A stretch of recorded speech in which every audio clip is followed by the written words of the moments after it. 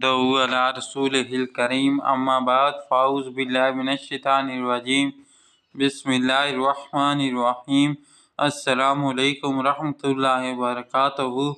آج کا ہمارا موضوع ہے اللہ پر بھروسہ۔ دکھ ہو یا سکھ، ہر حال میں اللہ تعالیٰ پر توکل یا بھروسہ کرنا ایک ایسی صفت ہے جو اللہ تعالیٰ کو بہت پسند ہے، اور اس نے قرآن مجید میں فرمایا کہ جو شخص اللہ پر بھروسہ کرتا ہے اللہ اس کے لیے کافی ہے۔ اللہ تعالیٰ پر بھروسہ کرنے کی دو صورتیں ہیں، ایک یہ کہ آدمی اپنا ہر کام محنت اور توجہ سے کرے مگر اپنی محنت اور کوشش کا نتیجہ اللہ پر چھوڑ دے اور بھلائی کی امید رکھے۔ دوسری صورت یہ ہے کہ نیکی کا کام کرتے ہوئے اللہ کے سوا کسی سے نہ ڈرے، بڑی سی بڑی مصیبت میں بھی اللہ پر بھروسہ رکھے اور یہ یقین رکھتے ہوئے کہ اللہ ہی اس کی حفاظت کرنے والا، اس کی چند جھلکیاں ملاحظہ کیجیے۔ ہمارے رسول پاک صلی اللہ علیہ وسلم نے لوگوں کو اللہ کی طرف بلانا شروع کیا اور ان کو بتوں کی پوجا کرنے اور برے کام کرنے سے منع کیا، تو مکے کے وہی لوگ آپ صلی اللہ علیہ وسلم کی تعریفیں کرتے نہیں تھکتے تھے، آپ کے دشمن بن گئے اور آپ کو طرح طرح سے ستانے میں کوئی کسر نہ رکھی۔ لیکن آپ صلی اللہ علیہ وسلم ہمیشہ اللہ تعالیٰ پر بھروسہ رکھا، ہر قسم کی مصیبتیں اور تکلیفیں بڑی حوصلے سے برداشت کی اور کسی خوف یا گھبراہٹ کو دل میں لائے بغیر لوگوں کو اللہ کی طرف بلاتے رہے۔ ہر حال میں اللہ تعالیٰ پر بھروسہ سارا رکھنے کا جو نمونہ آپ صلی اللہ علیہ وسلم کی زندگی میں ملتا ہے، اس کی چند۔ جس زمانے میں رسول پاک صلی اللہ علیہ وسلم نے مکے کے لوگوں کو اسلام کی دعوت دینے کا آغاز کیا، آپ اکیلے ہی حرم کعبہ چلے جاتے تھے اور وہاں سب کے سامنے اللہ کی عبادت کرتے رہتے۔ ایک بار چند شریر کافروں نے منصوبہ بنایا کہ جب آپ صلی اللہ علیہ وسلم حرم شریف میں تشریف لائیں تو وہ آپ صلی اللہ علیہ وسلم کو شہید کر دیں۔ آپ صلی اللہ علیہ وسلم کو ان کے منصوبے کی اطلاع مل گئی، لیکن آپ صلی اللہ علیہ وسلم نے کچھ پرواہ نہ کی اور وضو کر کے اللہ کے بھروسے سے بے دھڑک حرم شریف میں تشریف لے گئے۔ آپ کا حوصلہ دیکھ کر کسی کو آپ صلی اللہ علیہ وسلم پر ہاتھ اٹھانے کی جرأت نہ رہی۔ مکے سے ہجرت فرما کر رسول پاک صلی اللہ علیہ وسلم چند میل کے فاصلے پر صور پہاڑ کے ایک غار میں مقیم ہوئے۔ دوسرے دن مکے کے چند کافر آپ صلی اللہ علیہ وسلم کو تلاش کرتے کرتے غار کے منہ پر پہنچ گئے۔ غار میں آپ کے پیارے ساتھی حضرت ابوبکر صدیق رضی اللہ تعالیٰ عنہ نے ان کافروں کو دیکھ لیا اور گھبرا کر بولے، یا رسول اللہ صلی اللہ علیہ وسلم، اگر یہ لوگ ذرا جھک کر دیکھیں گے تو ہم ان کو نظر آ جائیں گے۔ آپ صلی اللہ علیہ وسلم نے فرمایا، غم نہ کر، اللہ ہمارے ساتھ ہے، اور پھر واقعی اللہ نے آپ کی مدد فرمائی اور کافر آپ کو دیکھ ہی نہ سکے۔ غار ثور میں 3 راتیں قیام کے بعد آپ مدینہ یثرب کی طرف روانہ ہوئے تو ایک عرب قبیلے مدجل کے سردار رقیہ بن جشم نے گھوڑے پر سوار ہو کر آپ صلی اللہ علیہ وسلم کا تعاقب کیا۔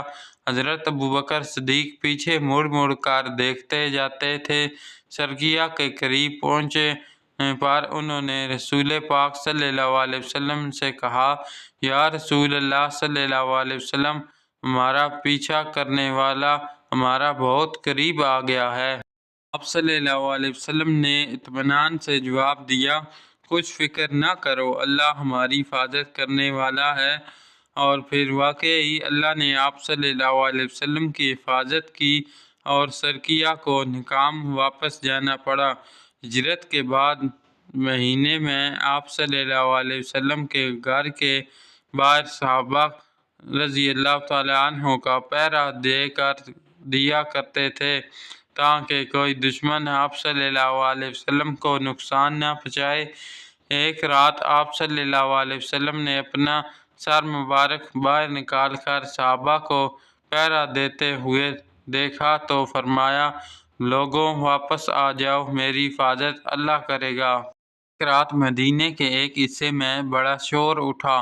شہر کے لوگوں نے سمجھا کہ کسی دشمن نے حملہ کر دیا ہے۔ وہ فوراً تیار ہو کر اس طرف دوڑے جدھر شور ہو رہا تھا۔ تھوڑی ہی دور گئے تھے کہ انہیں رسول پاک صلی اللہ علیہ وسلم گھوڑے پر سوار شہر واپس آتے ہوئے ملے۔ آپ صلی اللہ علیہ وسلم لوگوں کے تیر ہونے سے پہلے ہی اللہ کے بھروسے پر نکلے اکیلے شور والی جگہ تشریف لے گئے تھے۔ آپ صلی اللہ علیہ وسلم نے صحابہ رضی اللہ تعالیٰ عنہ سے فرمایا، میں شہر کے باہر دیکھ آیا ہوں، کوئی خطرے کی بات نہیں، چلو واپس چلیں۔ ایک مہم سے واپس آتے ہوئے رسول پاک صلی اللہ علیہ وسلم اور آپ صلی اللہ علیہ وسلم کے ساتھیوں نے ایک جگہ پڑاؤ ڈالا اور سب لوگ ادھر ادھر درختوں کے نیچے سو گئے۔ رسول پاک صلی اللہ علیہ وسلم بھی ایک درخت کے نیچے سو رہے تھے کہ ایک کافر بدو نگنی تلوار ہاتھ میں لیے آیا اور آپ صلی اللہ علیہ وسلم کو جگا کر کہنے لگا، اب تم کو کون بچائے گا؟ آپ صلی اللہ علیہ وسلم نے فرمایا، اللہ۔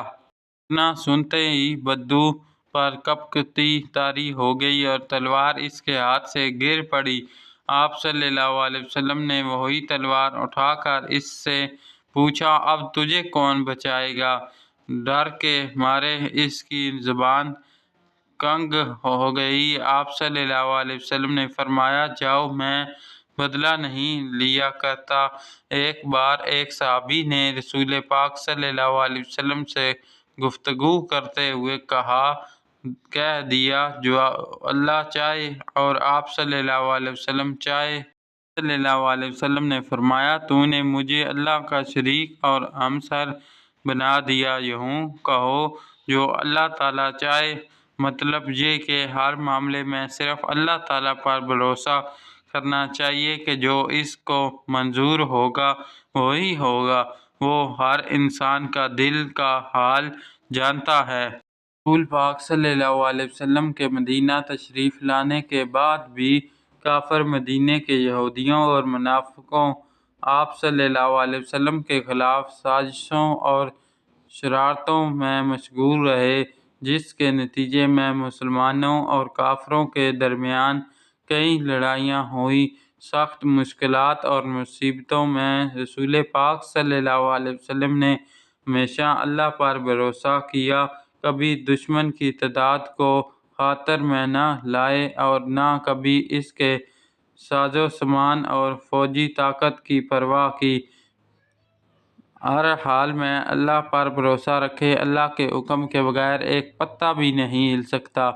بیماری ہو یا دکھ ہو یا مصیبت ہو، اللہ کا شکر ادا کریں، اللہ کا شکر ادا کرنے سے گزر جائے گی، ناشکری کریں گے تو تب بھی گزر جائے گی۔